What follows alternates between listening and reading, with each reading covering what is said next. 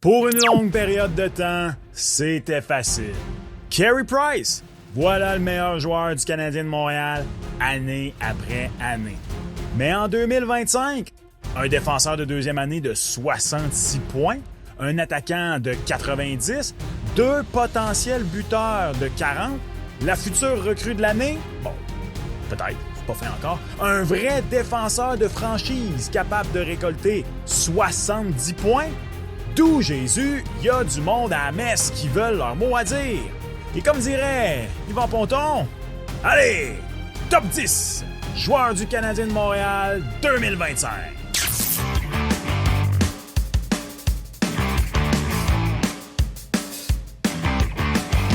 What's up tout le monde, c'est ton boy Max. Je vous ai posé une question toute simple.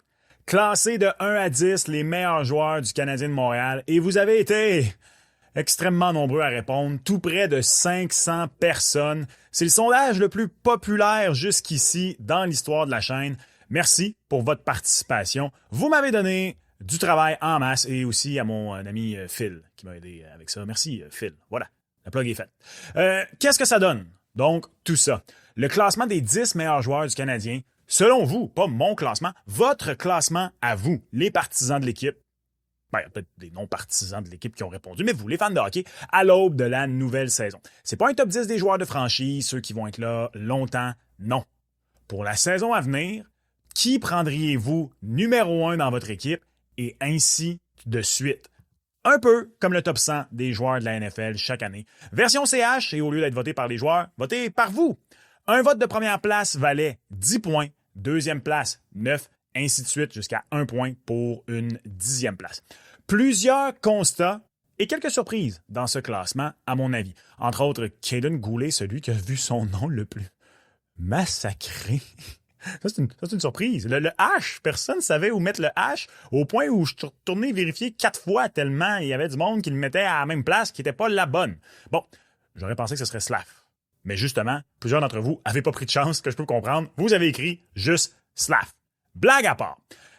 Si on regarde ça, une vraie grande surprise pour moi, je vous la révèle quand elle va se pointer le bout du nez dans ce classement. 20 joueurs ont reçu au moins un vote, dont Vinces Rohrer. Really?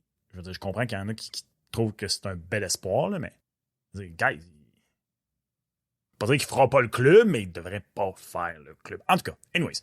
Le reste, je vous le dis au fur et à mesure. Donc, top 10, joueurs du Canadien de Montréal 2025. Let's go! Tout juste avant d'aller au classement, tu es ici pour la première fois. Merci à ton algorithme, sérieux. Pour être certain de revenir avec la saison de hockey qui débute, ben abonne-toi! Ça prend 0,5 secondes, c'est gratuit. T'as aucune idée à quel point ça contribue à faire grandir la chaîne. C'est comme aller chercher Noah Dobson puis Zach Bolduc en un été. Pour vrai, c'est ça. OK, on y va. Débutons avec les mentions honorables. Il y en a deux.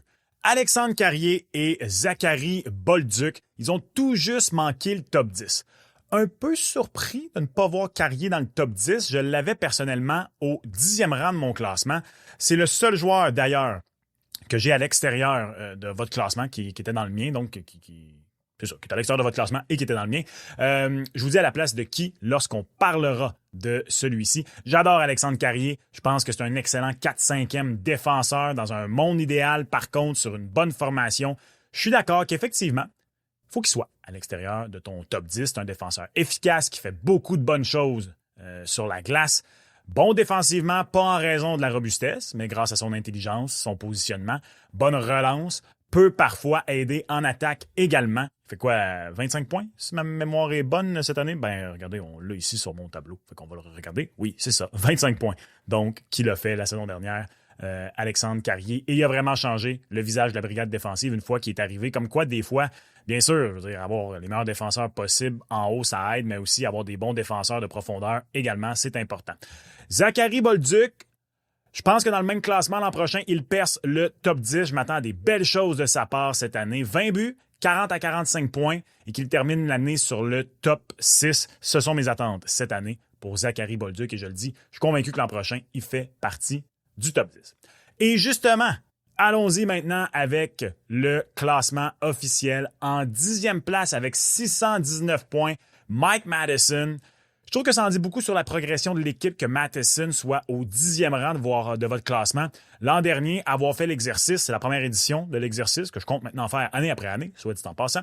Je crois qu'il aurait été top 3, carrément. Non, il n'a pas répété ses exploits offensifs de la saison précédente. En fait, sa production a baissé pratiquement de 50%. Personne s'y attendait, je crois, à ce qu'il répète ses exploits d'une 60aine de points, mais c'est beaucoup plus signe de l'amélioration de l'équipe que d'une quelconque régression dans son jeu, à mon avis. Oui, il y a ses détracteurs. Je crois que c'est exagéré, j'en parle souvent. Matheson, avec l'arrivée de Dobson, l'émergence de Goulet et Hudson, en plus de l'acquisition de Carrier l'an dernier, il est maintenant dans la vraie bonne chaise. Et je peux peut-être même voir le Canadien prolonger son contrat. Ce sera à voir, ce sera pour un autre tantôt. Mais chose certaine, vous aimez encore beaucoup Mike Matheson. Il a même reçu 8 votes de 5e place. Je l'ai aussi au 10e rang, soit dit en passant, de mon classement. Je suis d'accord avec vous. En 9e place, Patty Laine! 628 points pour l'année, tout juste devant Matheson. On le sait, si c'était un classement de talent pur, il serait beaucoup plus haut dans cet exercice. Il a marqué un rythme de 30 buts par 82 matchs l'an dernier, 20 en 52 pour être précis. Tout ça sans camp, avec le genou amoché. Rappelez-vous, il aurait pu se faire opérer, il a décidé de ne pas le faire puis de revenir le plus rapidement possible. Ce serait malhonnête par contre, je crois, de placer Laine plus haut malgré tout ce qu'on sait de lui, justement, point de vue talent. On sait tous ce qu'il est capable de faire. Parce que à ce stade de sa carrière, il l'a déjà fait de 1, mais il ne l'a pas fait depuis longtemps. En santé, il peut carrément être un des 3 meilleurs joueurs de l'équipe. Mais c'est un trop gros si dans son cas. Même si j'aime Laine et que je ne suis pas de ceux qui voulaient le voir quitter cet été, je pense qu'à tout le moins, pour la saison à venir, il a encore son rôle important avec le Canadien. Je ne l'avais pas personnellement dans mon top 10. C'est lui que j'ai enlevé et que j'ai mis Alex Carrier à sa place, simplement parce que c'est trop une carte sauvage, à mon avis. Je pense vraiment que Laine, cette année, s'il est en santé, il peut se relancer, mais justement, c'est beaucoup de si dans son cas. C'est beaucoup plus ça que le talent du joueur et mon appréciation du joueur en tant que tel.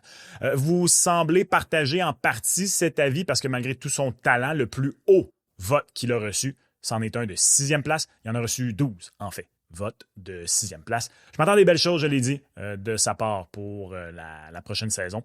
Je pense que c'est pas exagéré de dire qu'il pourrait faire 25 buts, 55 à 60 points. Et après ça, peut-être plus. Il y a maintenant un gouffre entre les 8 premières places et les 4 joueurs dont on vient de parler. Laine, Matheson, Bolduc et Carrier étaient dans un peloton, donc de Laine à Matheson. Puis Bolduc et Carrier, même si sont mentions honorables, étaient quand même relativement proches des deux autres. On arrive maintenant dans un deuxième peloton qui débute en 8e place et avec 1420 points. Kaiden Goulet qui continue sa constante, quoique peu spectaculaire, progression depuis ses débuts, ce qui est bien correct, c'est son style de jeu après tout. Goulet devient petit à petit le joueur qu'on s'attendait de lui. Il continue de déployer un peu plus la physicalité de son jeu et le fait bien. Bonne relance, costaud, habile dans sa zone. Le seul petit défaut de Goulet, bien sûr, c'est la santé. 55 matchs seulement encore la saison dernière. Bon, il faut dire qu'il y a eu toute une malchance cette fois-ci avec une lacération causée par une lame de patin. Ça reste qu'il n'a disputé que 69%, nice, des matchs de saison régulière de l'équipe depuis qu'il est arrivé dans la LNH. Goulet va avoir un rôle encore plus crucial cette année. L'équipe s'améliore, les aspirations aussi. On voit en lui un leader, je pense qu'il y en est un. Je pense pas que ça va être si long que ça, là. Aussitôt que ce soit Gallagher ou Matheson, le premier qui quitte que Goulet, honnêtement, devant Caulfield, devant Slavkovski, devant à peu près tout le monde. Peut-être qu'il va être le premier, autre que Suzuki, du jeune groupe, à avoir une lettre sur son chandail. Autre que le CH, là, ou comique, qui veut dire qu'il y a déjà un C puis un H sur le chandail. Vous comprenez ce que je veux dire? Oui, Hudson et Matheson, Hudson et Dobson, quand je dis qu'il y a trop de son cette année, sont ceux qui devront mener l'attaque par derrière. Mais Goulet doit devenir le général, le meilleur défenseur défensif de l'équipe, celui que t'envoies sans hésiter, première vague d'avantages numériques, qui prend des grosses missions défensives, des mises au jeu cruciales dans son territoire. Je pense qu'il peut l'être. Vous l'avez 8e et je l'ai 5e, pour vous donner une idée. C'est à ce point-là, personnellement, que je crois en Kaiden Goulet. Il a même reçu 4 votes de 3e place. En 7e position maintenant, 1816 points. Votre gardien numéro 1, Monty. Samuel Montembeault s'est affirmé la saison dernière. Peut-il faire encore mieux cette année? Personnellement, je pense que oui. Ça va passer par deux choses. La première, un peu moins de départ. Il faut que Jacob Dobeš et ou Capo Kakkonen lui allègent sa charge de travail. Ça, c'est plus ou moins entre ses mains.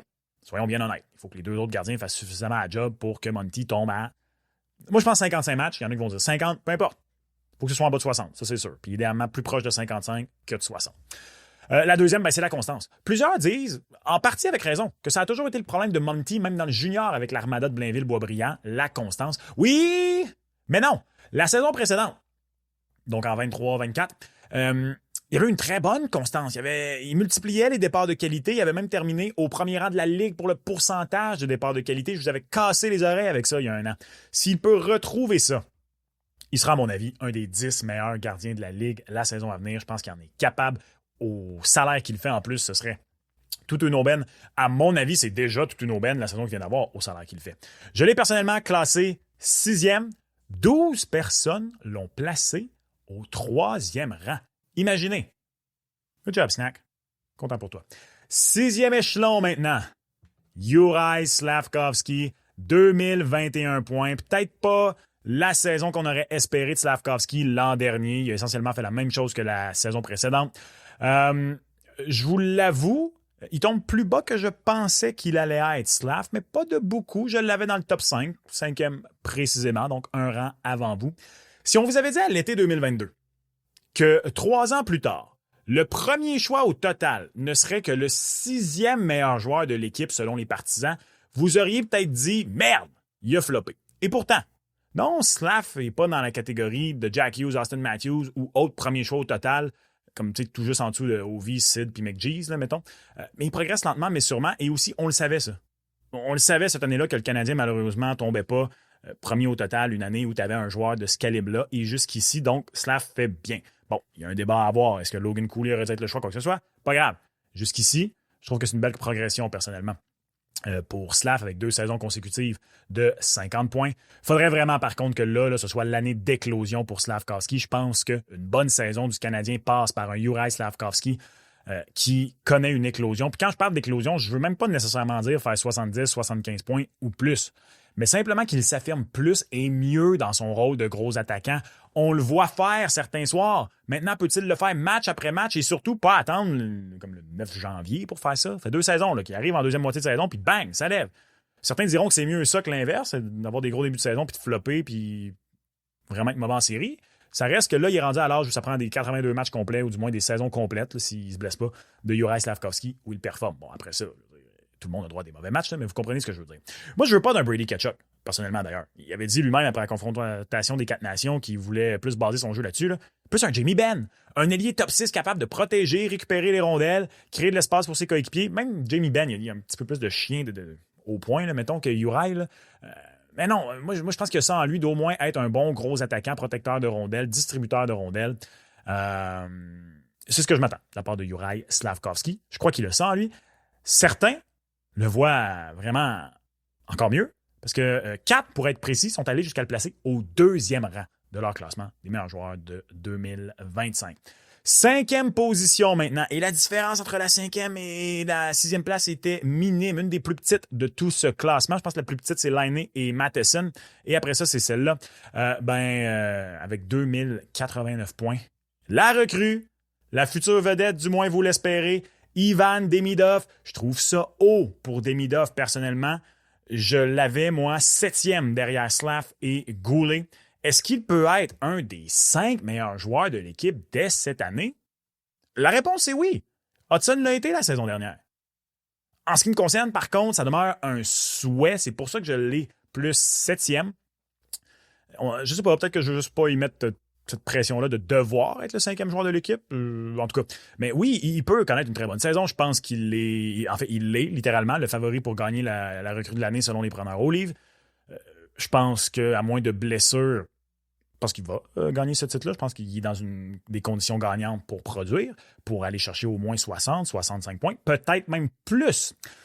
Mais beaucoup de choses peuvent arriver dans une saison recrue, la lourdeur du calendrier et tout ça. Avec qui va-t-il jouer, que ce soit à 5 contre 5 ou en avantage numérique? Quelle vague va-t-il obtenir? Il a le talent pour être un des 5 meilleurs joueurs de l'équipe. Ça, il n'y a aucun doute là-dessus tout de suite. Il y a même honnêtement le talent pour être dans le top 3 de cette année. Il y a le talent pour que ce soit Suzuki, Hudson, Demidov, ou Dobson, ou peu importe qui, là, avec Suzuki. Je pense parce qu'on s'entend que Suzuki, en tout cas, on y reviendra dans quelques instants. Pour être le 5e meilleur joueur de l'équipe, Demidov doit récolter des points et pas être une nuisance dans sa zone, ce qu'il peut peut-être être. Je sais qu'on parle de lui comme un gars qui est beaucoup plus impliqué, par exemple, qu'un Matvei Michkov, oui. Mais on l'a vu dans les 2 matchs de saison régulière qu'il a joué, là, où il y a eu des fois des petits moments où le bas blessait. Donc, quelle sera la courbe d'apprentissage? En fait, c'est ça la grande question pour Ivan Demidov. Est-ce que son été passé ici va payer en partant? Toutes de bonnes questions, des questions quand même. Pas assez de confirmation encore, personnellement, pour tout de suite dire « ouais, top 5 ». Je pense que l'an prochain, il y a de très bonnes chances qu'il soit top 3. Peut-être même top 2 de l'équipe. Quelles sont vos attentes, d'ailleurs, en termes de points pour Demidov cette année? Laissez-moi savoir en commentaire. Vous voyez gros pour le jeune Russe. 12 l'ont même mis numéro 1. Imaginez. 12 l'ont mis numéro 1. Incroyable. C'est la fin du premier peloton.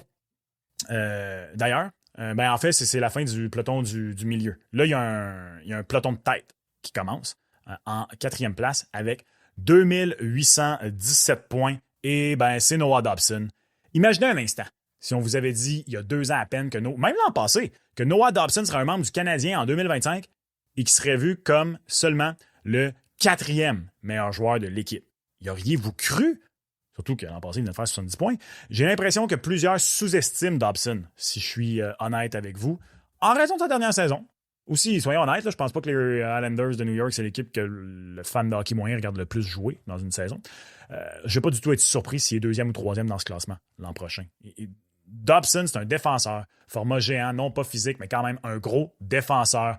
Offensif, oui, mais bien meilleur défensivement que ceux qui regardent juste les plus et les moins pensent. C'est un vrai défenseur numéro 1. Comment vont-ils l'utiliser? Comment on va jumeler ça avec Lane Hudson? Qu'est-ce qu'on va faire? Comment on va distribuer le temps de jeu? Je crois que dans un monde idéal, Goulet-Dobson, c'est une paire pour des années à venir. Et je l'ai déjà dit, si Reinbacker peut se développer plus rapidement qu'autrement, Goulet-Dobson, Hudson-Reinbacker, tu as un potentiel. Mot-clé ici, potentiel, Google it, quatuor d'élite, élite de la Ligue nationale de hockey. 28 personnes l'ont placé au 2e rang. Imaginez, personne n'a mis numéro 1, contrairement à Demidov. Ça vous donne une idée. À quel point le monde croit en Demidov, c'est complètement fou. Personnellement, je l'avais 3e. Noah Dobson, 1 rang devant vous. Mais au 3e rang, vous, le favori de la foule, l'as buteur, Cole Caulfield avec 3313 points. Meilleure saison de sa carrière l'an dernier, 37 buts, 70 points.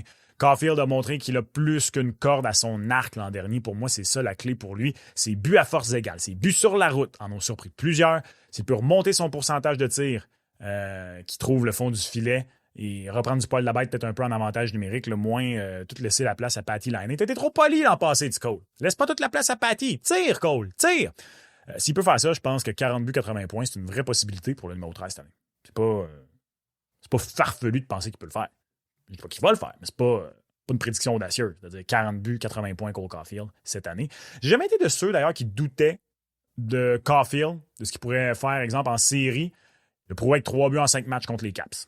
Donc, pour moi, ce ne sera pas vraiment un problème. Ceci étant dit, Caulfield, comme petit ailier, dont la principale tâche, c'est de marquer, plus l'équipe va s'améliorer, s'il peut un jour peut être le 5-6e meilleur joueur de l'équipe, je pense que ce ne serait pas une mauvaise chose. Je pense que pour des joueurs de ce type-là, c'est mieux quand ils sont, exemple, le meilleur joueur de soutien que de faire vraiment partie de ton noyau le plus dur. Là. Pensez à Max Pacioretty. Un buteur, un ailier buteur, sauf si c'est Ovechkin, là, tu veux jamais que ce soit ton franchise guy offensivement parlant ou même idéalement pas ton 2e ou ton 3e. Je l'avais 4e, je l'ai dit, j'ai Noah Dobson devant lui. 4 d'entre vous, d'ailleurs, avaient T-Cole comme numéro 1. Numéro 1. Il a reçu des votes de première place, Cole Caulfield, mais il n'est même pas le 3e à avoir reçu le plus de votes de première place. Ce titre appartient toujours à Ivan Demidov. Ça, c'est complètement fou.